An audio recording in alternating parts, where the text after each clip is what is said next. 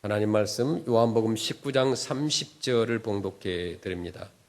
예수께서 신 포도주를 받으신 후에 이르시되 다 이루었다 하시고 머리를 숙이니 영혼이 떠나가시니라. 아멘. 이번 주 고난주간 시작입니다. 너무나 감사합니다. 특별 새벽 예배는 없겠지만 여러분들 스스로가 새벽에 일어나서 기도하시고 또 한 주간 경건한 마음으로 준비하시면서 부활의 또 아침을 맞이하시기를 바랍니다. 고난주간에 특별히 우리가 기억해야 될 십자가 위에서 완성된 7마디 예수 그리스도의 사랑의 메시지를 우리가 기억해야 됩니다. 주님은 십자가라는 처절한 고통의 자리에서 우리 인간을 향한 사랑의 마침표를 찍으셨습니다. 그 7마디 말씀을 우리가 꼭 기억해야 돼요.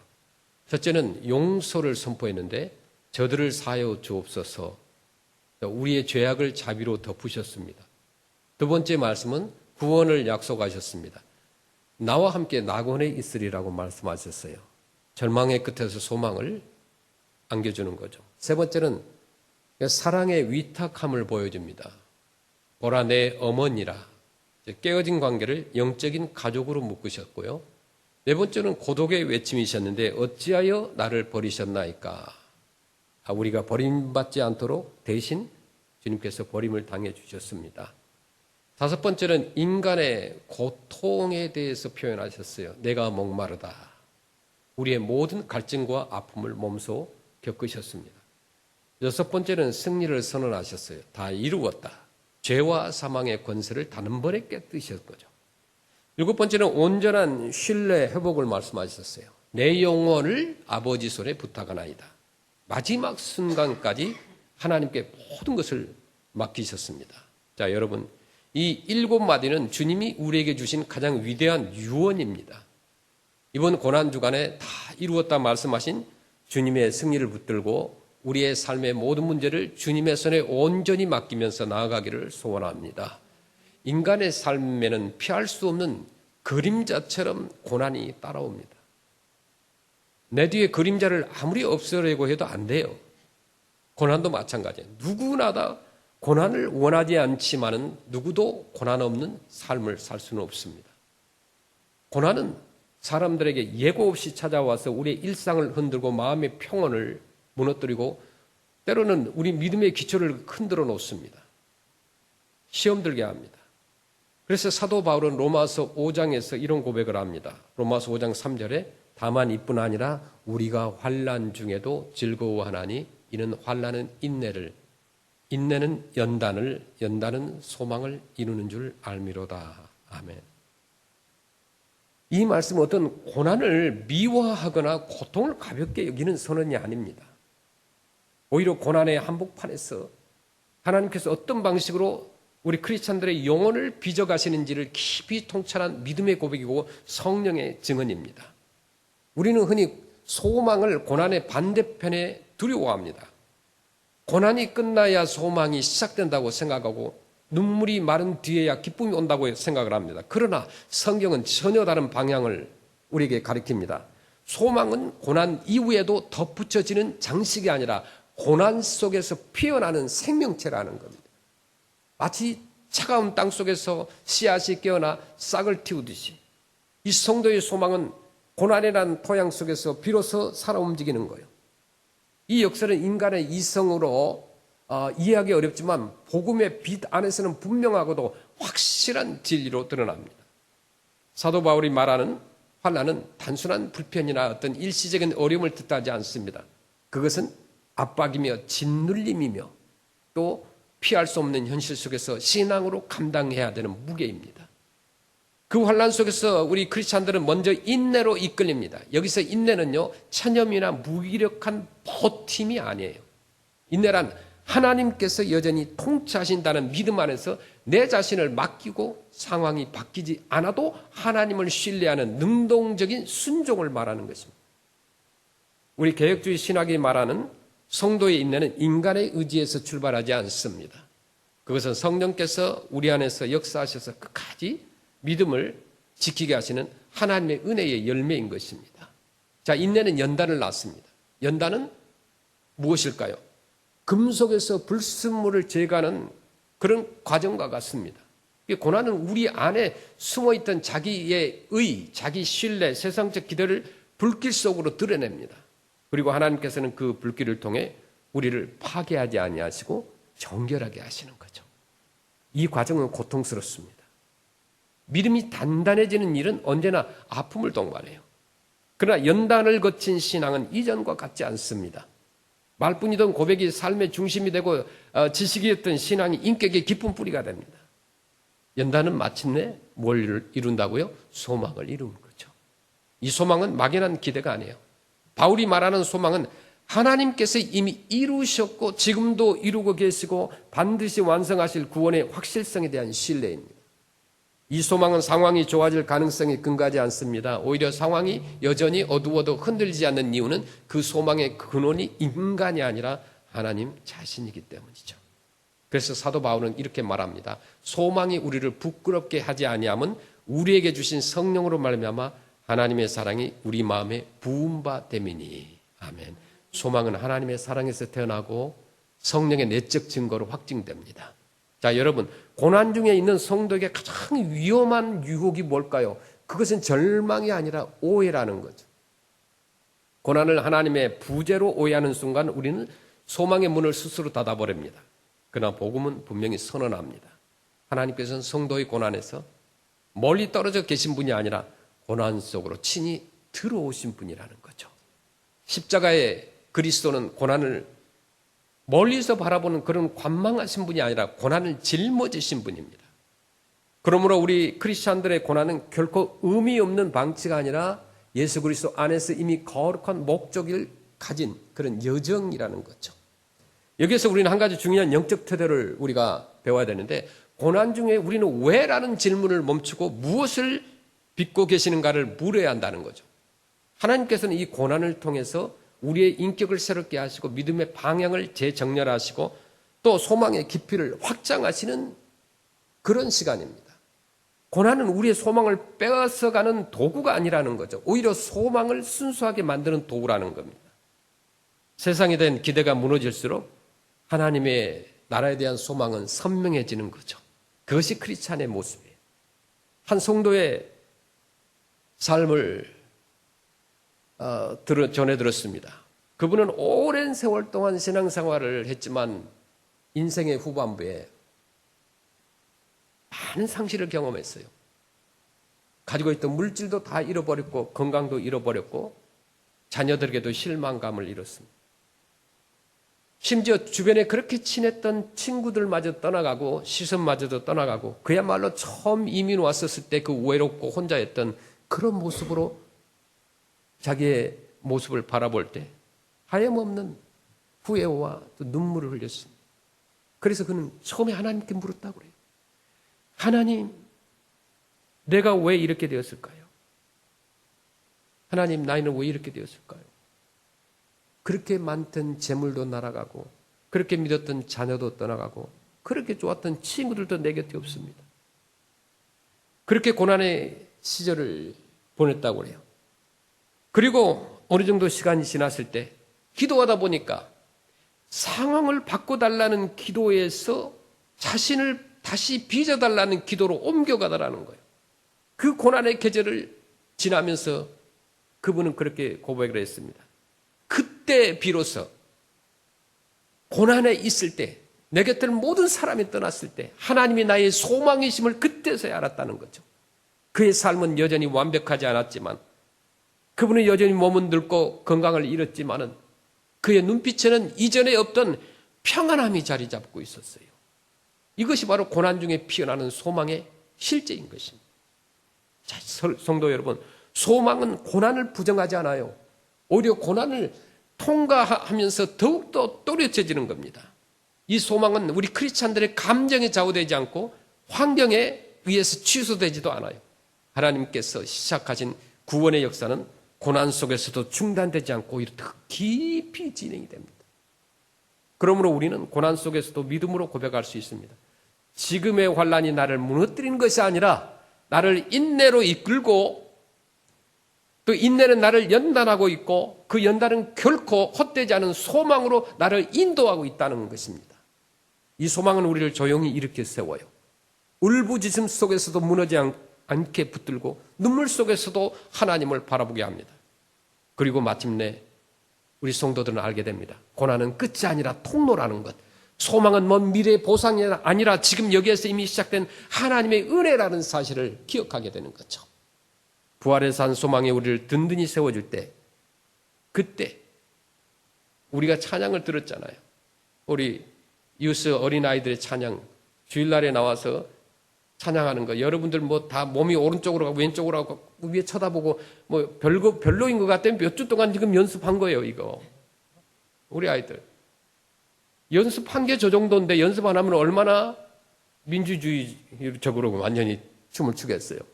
일단 하나님을 찬양했다는 건 너무 중요한 거예요. 아무도 주일날에 나와서 아이들이 잠자고 있지, 셀폰 보고 있지. 그냥 뻣뻣하게 키 큰 아이들 그냥 이렇게 손만 움직이는 것 같은데도 그게 대단한 의미가 들어있어요, 여러분. 그게 그냥 나온 게 아니에요. 몇 주 동안 연습해서 나온 거예요. 여러분에게 하나만 못하는 거예요. 오늘 우리 박 집사님, 박 권사님 오셔서 찬양을 했어요. 저 처음 들었어요, 두 분의 찬양. 로뎀나무 그 그늘 아래 그런 쉼터에서 두 분이 찬양하고 아침마다 경건회를 하는 걸 제가 보았습니다. 가보았어요. 그런데 이렇게 찬양을 잘하는 줄 몰랐어요. 진지 오시라고 할 걸. 우리 두 분 권사님과 집사님이 찬양을 드리고 싶다는 거예요, 주님께. 이제는 몸도 아프고 목소리도 약해지고 언제 주님 나라 갈지 모르는데 힘이 있을 때, 할 수 있을 때 주님 앞에 찬양을 드리고 싶다는 거예요. 그 마음이 얼마나 아름답습니까? 여러분 재능과 물질과 또 건강과 여러분들이 아껴놨다가 언제 하시겠어요? 다음에 하겠다, 내년에 하겠다, 몇 년 후에 하겠다, 은퇴하면 하겠다. 제발 은퇴하면 아무것도 하지 마세요. 은퇴하고 뭐 선교사님 하겠다 이런 분들 너무 많아요. 그 선교 현장, 그 고난 현장에 가서 너무너무 힘들어요. 건강한 사람도 힘든데. 물론 가까운 데서 할 수도 있어요. 찬양도 마찬가지예요. 내 목소리가 주님의 이름을 부를 수 있을 때, 신앙 고백을 할 수 있을 때 찬양하자는 거예요. 목소리 거두어가는 그날이 우리에게 온다는 거죠. 재능이 있을 때 그것을 섬기고 또 물질이 있을 때 섬기는 거예요. 없어져요. 수많은 재산이 있는 사람들 봐요. 남은 게 없어요, 남은 게. 아무것도 없어요. 우리 권사님, 집사님 두 분처럼 주님을 찬양하고 찬양할 수 있는 데까지 여러분들도 좀 찬양하시길 바랍니다. 도전을 주신 거예요. 도전을 주신 거예요. 이렇게 오늘 또 잘하시는데 10년 전에는 얼마나 더 잘하셨을까? 지금도 은혜스러운데 이전에는 또 얼마나 더 은혜스러웠을까? 두 분이 저기 오코스트 가운데 산속에서 날마다 묵상하며 기도하며 은혜로 준비하신 것이죠. 그 사정을 아무도 몰라요. 무슨 재산이 많아서 그것을 주님 앞에 섬기는 것이 아니고 내 삶을, 내 시간을, 어쩌면 내 피와 눈물과 땀을 주 앞에 드리는 분들이에요. 여러분 대골 같은 저택이 있다고 해도 뭐 그게 무슨 소용이 있어요? 여러분 자고 뭐 잠자고 뭐 그냥 살고 그런 것이지. 거기에 사람들을 초대하고 기도의 장소가 되고 지나가는 나그네들의 쉼터가 되게 하는 것, 그건 쉽지 않아요. 아무나 할 수 있는 것이 아니에요. 그것은 하나님 앞에 특별히 큰 은사를 받아야만 되는 거죠. 아무나 할 수 있는 거 절대 안 해요. 금요일날 와서 섬기는 것이 아무나 하는 거 아세요? 아니에요. 여러분 섬기라고 해보세요. 처음 오신 분들 몇 시간 섬기고 나면 다 컥컥거려요. 덥고 힘든데 막 쓰러지려고 그래요. 여러분 그런 분들을 여러분 존경해야 돼요. 놀고 있고 뭐 아무것도 안 하고 집에서 빈둥빈둥하고 이런 사람들은 그야말로 별로 하나님 앞에 쓰임받지 못하는 사람들이라는 거죠. 그냥 예배만 드리면 되지. 이것은 우리 크리스찬으로서 바른 정신이 아니라는 거죠. 부지런해야 돼. 깨어 있어야 돼. 우리 삶의 은혜라는 것을 깨달아야 돼요. 자, 하나님께서는 우리를 단번에 완성시키지 않으시고 시간을 두고 인내의 길을 걷게 하시는 거예요. 모든 사람들에게. 고난이 길어질수록 우리의 마음은 조급해져요. 그러나 하나님께서는 그 지연 속에서도 정확한 목적을 여러분들을 향하여 가지고 계신다는 거죠. 우리가 보기에 더딘 하나님의 일하심은 결코 실수가 아니고 우리 성도를 향한 세밀한 배려와 다른 이름이죠. 고난은 우리로 하여금 삶의 기초가 무엇인지를 드러내는 시험대가 됩니다. 평탄할 때는 신앙생활이 자연스럽게 조화를 이루는 것처럼 보이지만 환란이 닥치면요, 우리는 즉시 드러나는 내 자신의 모습을 마주하게 됩니다. 무엇에 의지해 왔는지, 무엇을 붙들고 살아왔는지, 무엇이 무너질 때 가장 큰 두려움을 느끼는지가 고난 속에서 선명하게 드러나게 되는 거죠. 이때 하나님께서는 우리를 정죄하시기보다는 가르치십니다. 성도의 고난은 하나님의 분노의 표현이 아니라 하나님의 교육의 장인 거죠. 그래서 하나님의 섭리를 우리가 깊이 강조하는 것입니다. 고난은 우연히 발생한 사고가 아니라 하나님의 주권 아래 허락된 사건이라는 것을 믿길 바랍니다. 그래서 물론 우리는 고난의 모든 이유를 알 수 없어요. 내게 고난이 있어요. 이유를 알 수 없어요. 이유 없는 고난이 있는 것 같아요. 그러나 분명히 알 수 있는 것은 하나님께서 성도의 고난을 결코 헛되이 사용하지 않으신다는 사실입니다. 하나님께서는 고난을 통해서 우리 성도의 믿음을 파괴하지 않으시고 오히려 그 믿음의 불순물을 제거하셔서 더 순전하게 만드십니다. 이 과정에서 성도는 자신의 연약함을 새롭게 인식하게 됩니다. 이제는 스스로 강하다고 여겼던 부분이 고난 앞에서 힘없이 무너지고 당연하게 여겼던 은혜가 얼마나 귀한 선물이었는지를 뒤늦게 깨닫게 됩니다. 그러나 바로 이 자리에서 하나님의 은혜는 더욱 뚜렷해집니다. 인간의 힘이 바닥날 때요, 하나님의 능력은 가장 분명하게 드러납니다. 내가 약해질 때, 내가 엎드려질 때 주님이 보여요. 그래서 우리 크리스찬들은 고난 중에서도 하나님을 경험하게 되는 거예요. 그게 크리스찬이에요. 이전보다 더 깊이, 더 실제적으로 하나님을 만납니다. 인내는 이 만남의 통로예요. 인내는 고난을 제거하는 힘이 아니라 고난 속에서도 하나님을 놓치지 않게 하는 은혜예요. 인내하는 동안 우리 크리스찬은 하나님의 말씀을 붙들고 기도의 자리를 떠나지 않으며 눈에 보이지 않는 하나님의 손길을 신뢰하는 법을 배우는 거예요. 이것은 단순한 훈련이 아니라 성령께서 우리 안에 역사하시는 거룩한 자극입니다. 그래서 인내는 인간의 성취가 아니라 하나님의 은혜의 결과인 줄로 믿습니다. 이 인내가 쌓여서 연단이 될 때 우리 성도의 내면에는 분명한 변화가 일어나요. 신앙은 더 이상 외적인 형태에 머물지 않고 삶의 중심으로 내려옵니다. 말보다는 삶의 진실이 중요해지고 평가받는 신앙보다 하나님 앞에 서는 신앙이 더 소중해지는 거예요. 고난은 성도의 시선을 바깥에서 안으로 그리고 다시 위로 옮겨 놓습니다. 사람을 의식하던 마음이 하나님을 경외하는 마음으로 바뀌고 또 결과를 재촉했던 태도가 하나님의 때를 기다리는 겸손함으로 바뀌는 겁니다. 이렇게 빚어진 연단은 마침내 소망을 낳습니다. 이 소망은 세상이 줄 수 없는 평안을 동반합니다. 상황은 여전히 불안정할 수 있고 문제는 아직 해결되지 않을 수도 있습니다. 그러나 성도의 마음 깊은 곳에는 설명하기 어려운 확신이 자리 잡습니다. 하나님께서 나를 붙들고 계시고 이 길의 끝에는 하나님의 선하심이 반드시 드러날 것이라는 확신이 생기는 거죠. 이 확신이 바로 성경이 말하는 소망이라는 것입니다. 자, 여러분, 이 소망은 결코 성도를 현실에서 도피하게 만들지 않아요. 오히려 현실을 정직하게 바라보게 합니다. 고난을 고난이라고 말할 수 있는 용기와 아픔을 아픔이라고 인정할 수 있는 진실함은 소망이 있는 사람에게서만 나온다는 거죠. 소망이 없는 낙관은 현실을 외면하지만 참된 소망은 현실을 견디게 만들어요. 그래서 성도의 소망은 울음 속에서도 무너지지 않고 침묵 속에서도 사라지지 않는 것입니다. 하나님께서는 성도의 고난을 통해 장차 올 영광을 미리 준비하게 하십니다. 현재의 고난은 장차 나타날 영광과 비교할 수 없다는 성경의 선언은 또 고난을 가볍게 여기라는 말이 아니라 고난을 해석하는 관점을 바꾸라는 부르심입니다. 성도는 고난을 마지막 장으로 읽지 않고 하나님의 구원 이야기 속 한 장면으로 있습니다. 그럴 때 고난은 절망의 종착지가 아니라 소망의 통로가 되는 것입니다. 자, 여러분, 혹 지금 이 자리에서 고난의 한복판에 계신 분이 계십니까? 말할 수 없어요. 내 이웃과 친구들에게까지 나눌 수 없는 고난 속에 있는 사람도 있을 것입니다. 기도가 막히고 하나님의 말씀이 멀게 느껴지고 마음이 지쳐 있어요. 교회 와도 그냥 의무적으로 오는 것 같고 뭔가가 허전합니다. 그렇다면 이 말씀을 우리가 마음에 담아야 돼요. 하나님께서는 지금도 그 고난 속에서 여러분의 믿음을 붙들고 계신다는 것. 그리고 여러분이 느끼지 못하는 순간에도 하나님께서는 여러분의 인내를 통해서 연단을 이루고 계시고 그 연단을 통해서 결코 부끄럽지 않은 소망을 자라게 하신다는 사실을 믿길 바랍니다. 이 소망은 어느 날 갑자기 완성되지 않지만 분명히 속에서 자라고 있어요.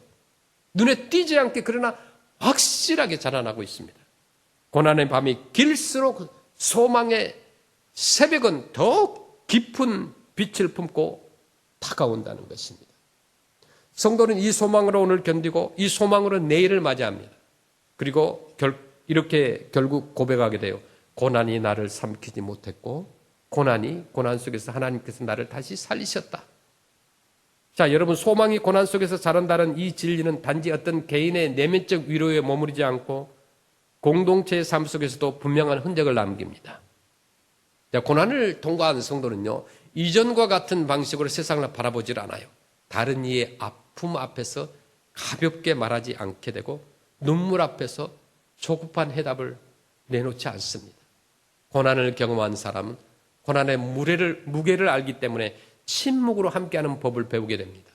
이 또한 소망의 열매인 거죠. 소망은 성도를 고립시키지 않고 오히려 내 이웃을 향해서 열어주는 것입니다. 자, 고난 중에 빚어진 소망은 성도의 언어를 바꿉니다. 태도를 바꾸고 삶의 리듬을 바꿉니다. 이제는 성취가 신앙의 증거처럼 여겼다면 이제는 하나님께 대한 신뢰가 삶의 중심이 되는 거죠. 이전에는 응답받은 기도가 감사의 이유였다면 이제는 응답이 지연되는 시간 속에도 하나님을 놓치지 않게 하신 은혜가 감사의 제목이 되는 거죠. 이것이 신앙의 후퇴가 아니라 신앙의 성숙입니다. 사도 바울이 말하는 소망은 결코 어떤 추상적이지 않습니다. 그것은 십자가와 부활이라는 역사적 사건 위에 단단히 서 있습니다. 여러분의 소망이 무엇입니까? 이 다음 주 부활절에 부활의 산 소망이신 예수님을 여러분 진정으로 만나고 싶습니까? 우리는요, 수많은 부활절을 지냅니다. 그 오늘날 부활절 예배라는 것들이 쇠퇴해졌어요. 지난 주일 끝나고 우리가 아시안 성도님들 성경 공부를 할 때 기독교의 절기를 얘기해 줬어요. 크리스마스가 있고 땡스기빙이 있고 그 다음에 맥추절이 있다고 그랬어요. 그 다음에 부활절이 있다고 그랬습니다. 이 네 가지를 기억하자는 거죠. 특별히 부활절은 우리에게 너무나 소중합니다.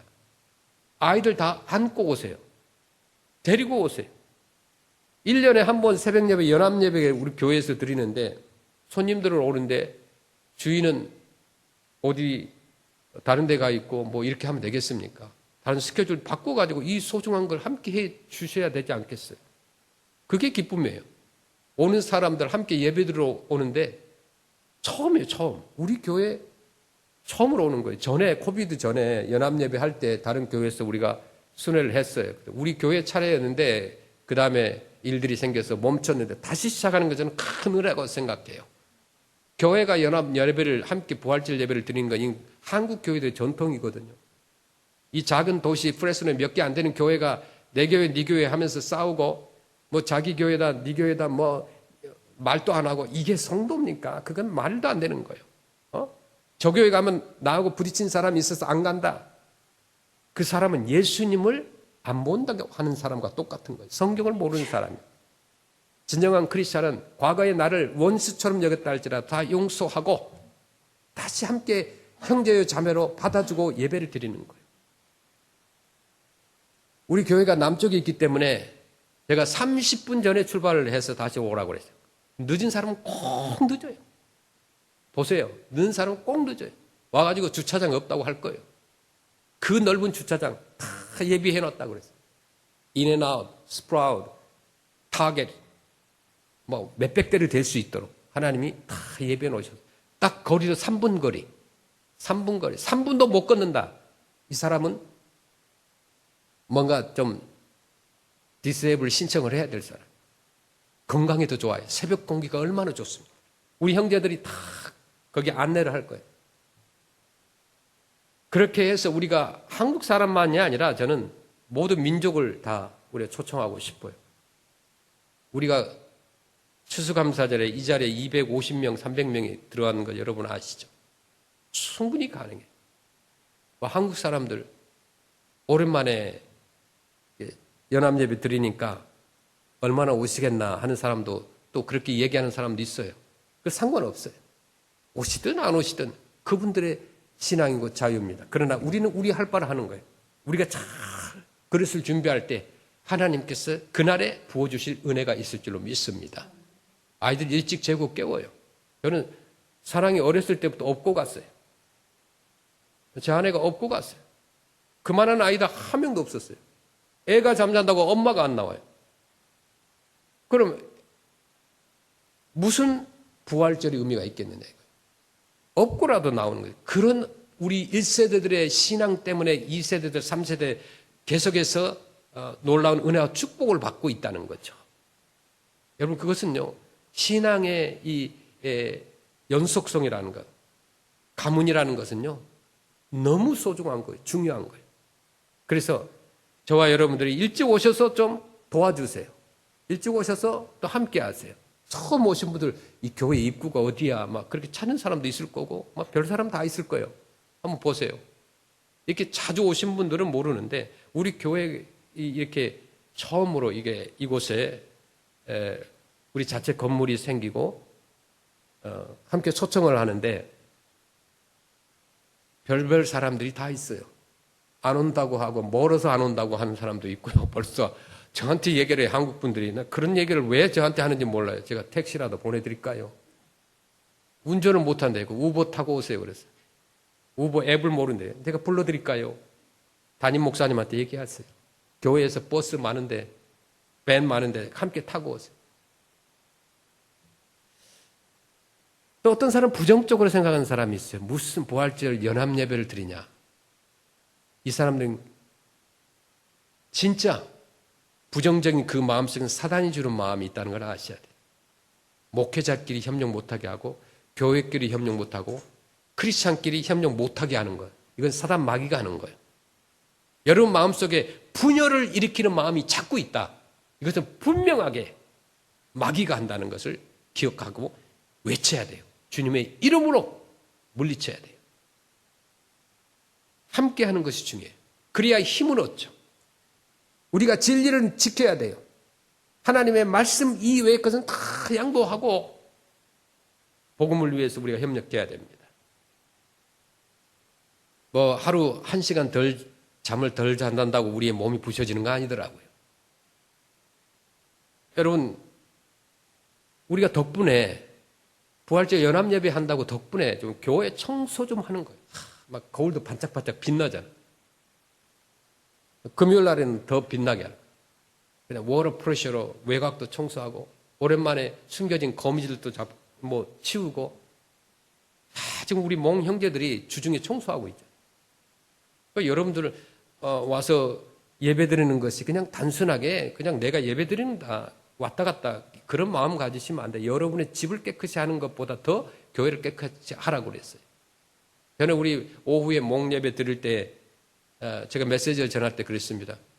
하도 교회를 깨끗하게 안 해서 교회는 당신들이 살고 있는 집보다 깨끗해야 된다. 집은 더럽혀도 누가 얘기를 안 해요. 내 집이니까. 그러나 교회는 하나님의 사람들이 와서 예배 드리는 곳이다. 지저분하고 냄새나고 그러면은 그 교회는 기도하고 싶은 마음이 없어 왔어요. 찬양하고 싶은 마음이 없어요. 돈이 있고 없고를 떠나서 내가 분명하게 봉사로 교회를 얼마든지 깨끗하게 아름답게 할 수가 있어요. 문제는 관심이라는 거죠. 여러분 눈에는 휴지 하나도 떨어져도 잘 안 보이는 사람이 있어요. 제 눈에는 티끌 하나도 다 보여요. 왜냐? 사랑하는 마음이 있기 때문에. 여러분 부활절을 맞이할 때 여러분들 친구들 초청하시길 바랍니다. 우리 몽 사람들, 캄보디아 사람, 라오스 사람, 우리 베트남 사람 모든 사람 초청하세요. 다 우리가 통역을 해서 여러분 함께 예배를 드릴 수가 있어요. 여러분 그것을 소망하는 거예요. 다른 교회에서는 할 수 없는 우리 교회에서만이 할 수 있는 그런 놀라운 축제를 부활의 소망을 우리가 부활절에 함께 하시기를 소원합니다. 이게 하나님의 뜻이에요. 성도의 고난은 결코 방향이 아니고 종착지가 없는 고통도 아닙니다. 이 소망은 성도의 마음을 지켜줘요. 고난은 우리를 쉽게 냉소로 이끌고 하나님과 거리를 두게 만들 수 있습니다. 그러나 소망은 마음을 지키는 파수꾼처럼 서서 절망이 침투하지 못하도록 막아주는 거예요. 소망이 있는 신자는 흔들리지 않아요. 무너지지 않아요. 낙심하되 포기하지 않아요. 성도의 강함이 아니라 하나님께서 주신 소망의 능력 때문이라는 것입니다. 고난이 길어질수록 우리는 스스로에게 묻게 됩니다. 언제까지입니까, 주님? 이 고난 언제까지입니까? 언제 끝이 납니까, 주님? 하나님께서 종종 끝을 먼저 보여주시지 않고 오늘을 견딜 은혜를 주시는 거예요. 그게 크리스찬이에요. 하루의 분량만큼 주시는 은혜 속에서 우리 크리스찬들은 살아냅니다. 이것이 바로 광야의 은혜고 만나의 은혜입니다. 내일의 양식이 아니라 오늘의 양식을 주시는 하나님을 신뢰하는 법을 배우는 시간이 고난의 시간입니다. 이 과정에서 우리 크리스찬들은 하나님의 사랑을 새롭게 경험합니다.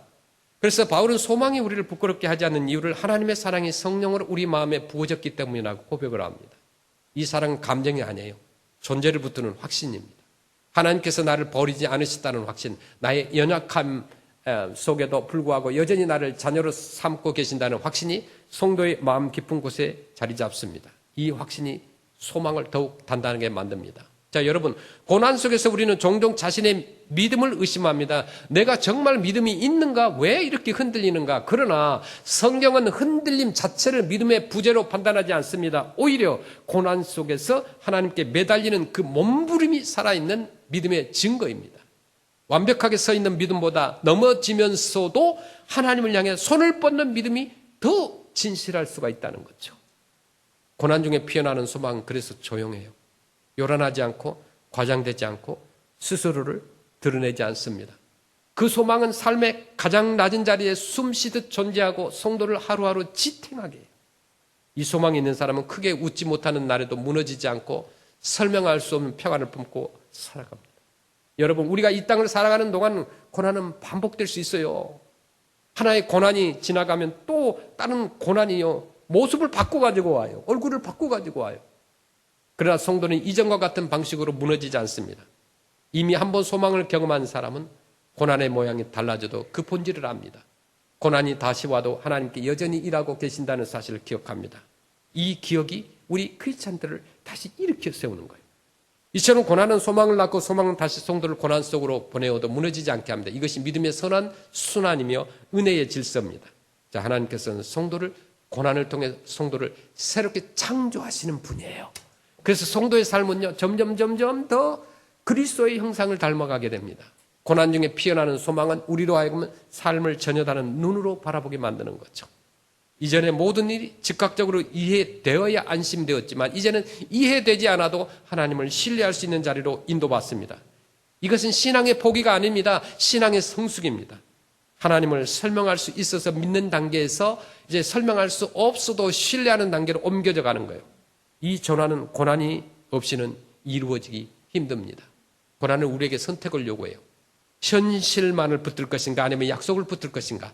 눈에 보이는 상황은 언제나 불리하게 보일 수 있으나 하나님의 약속은 결코 흔들리지 않는 거예요. 이 소망은 이 약속을 붙드는 손입니다. 비록 손이 떨리고 힘이 빠질지라도 그 손을 놓지 않게 하시는 분은 우리 주 하나님이십니다. 그러므로 성도의 소망은 자기 확신이 아니라 하나님의 신실함에 대한 신뢰인 거예요. 고난 속에서 성도는 점점 더 단순해집니다. 불필요한 욕심이 떨어져 나가고 꼭 붙들어야 할 것이 무엇인지 분별하게 됩니다. 이전에는 중요하게 여겼던 것들이요, 많은 것들이 사라져도 이제는요, 하나님만 남아있으면 충분하다는 고백이 내게 생기는 거예요. 이 고백이 쉽게 나오는 말이 아니에요. 눈물과 기다림과 씨름 끝에 얻어지는 신앙의 결정체라는 거예요. 그리고 이 고백이 바로 소망의 언어입니다. 이 소망은 성도를 다시 삶의 자리로 돌려보냅니다. 고난을 피한 채 머무는 소망이 아니라 고난을 안고 살아가는 소망입니다. 그래서 성도는 여전히 일하고 사랑하고 섬기며 살아갑니다. 상처가 있다고 해서 멈추지 않고 아픔이 있다고 해서 사명을 내려놓지 않습니다. 오히려 고난을 통과한 성도는 이전보다 더 깊은 사랑으로 더 겸손한 마음으로 살아가게 됩니다. 여러분, 우리가 붙드는 소망은 이 땅의 시간 안에서 완전히 실현되지 않을 수도 있습니다. 어떤 기도는요, 응답받지 못한 채 남을 수도 있고 어떤 질문은 끝내 풀리지 않은 상태로 남을 수도 있습니다. 그러나 이것이 소망의 실패를 의미하지는 않다는 거예요. 성도의 소망은 이 땅에만 묶여있지 않기 때문에요. 우리의 소망은 하나님 나라를 향해 열려있고 영원으로 이어지기 때문이에요. 소망이 있게 성도는 현재 고난을 절대적인 것으로 받아들이지 않아요. 고난은 마지막 말이 아니고 하나님의 침묵도 결론이 아닙니다. 마지막 말씀은 언제나 하나님께 있는 거예요. 하나님께서는 고난 속에서 흘린 눈물을 하나도 잊지 않고 계신다는 것 기억하세요. 인내로 견딘 시간을 결코 가볍게 여기지 않아요. 성도의 삶은 하나님의 기억 속에 완전하게 보존되어 있습니다. 그러므로 우리는 오늘도 소망으로 살아갑니다. 고난이 끝이 아니라 고난 속에서 하나님께 함께 하시기 때문에 살아갑니다. 소망은 우리를 조용히 붙들고 흔들리는 날에도 일어서게 합니다. 그리고 성도는 결국 고백하게 돼요. 고난이 나를 망가뜨리지 않고 오히려 하나님께서 나를 더 깊이 만나게 하셨다. 이렇게 고백하게 합니다. 고난은 하나님께서 성도를 버리셨다는 증거가 아니라 오히려 하나님께서 성도를 포기하지 않으셨다는 표지라는 사실을 기억해야 돼요. 고난 중에 피어나는 소망은 그렇게 성도의 삶을 관통하며 믿음의 뿌리를 더욱 깊이 내리게 합니다. 그리고 그 뿌리에서 다시 새로운 삶의 열매가 맺히게 됩니다. 자, 성도는 그 흔적을 통해서 자신이 어디까지 왔는지를 알게 되고 무엇이 자신을 여기까지 이끌어왔는지를 고백하게 됩니다. 고난 중에 피어나는 소망은 그래서 조용히 그러나 분명하게 성도의 삶을 이끌어 간다는 것입니다. 성도는 이렇게 말할 수 있어요. 우리 크리스천들은 고난이 나를 정리하지 않았고 실패가 나의 이름이 되지 않았고 상실이 나의 미래를 결정하지 못했다. 오히려 하나님께서 고난을 사용하셔서 나를 인내로 이끄셨고 인내를 통해 연단하시고 그 연단을 통하여 흔들리지 않는 소망을 내 안에 심어주셨다. 이렇게 고백하게 됩니다. 자, 여러분 오늘 우리의 삶에 고난이 있다면 그것은 아직 하나님께서 일하고 계신다는 증거로 믿기를 바랍니다. 하나님께서는 미완성의 사람을 다루고 계시고 아직 끝나지 않은 이야기를 더 써내려고 가려고 하시는 거예요. 그러므로 우리는 오늘도 소망으로 살아갑니다. 고난이 사라지기를 기다리고 살아가는 것이 아니라 고난 속에서도 하나님을 신뢰하며 살아갑니다. 이것이 우리 크리스찬들의 삶이고 복음이 만들어내는 새로운 인간의 모습인 것입니다. 고난당하시고 우리를 위해서 다 이루셨습니다. 십자가의 고난을 통과한 주님이 그 주님의 놀라운 사랑이 우리를 향한 사랑으로 우리의 모든 삶의 한 주간에 넘치기를 주의 이름으로 축원합니다. 우리 함께 합심하며 기도하겠습니다. 오늘 이 말씀 붙잡고 기도하기를 원합니다.